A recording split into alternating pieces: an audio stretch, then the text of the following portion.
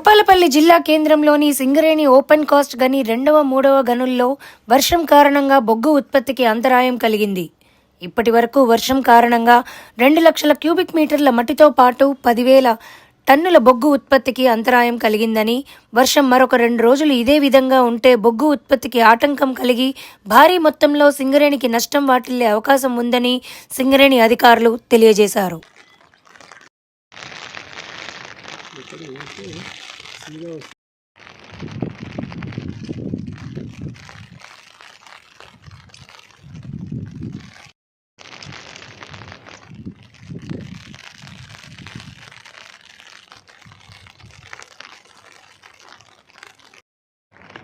తీస్తాను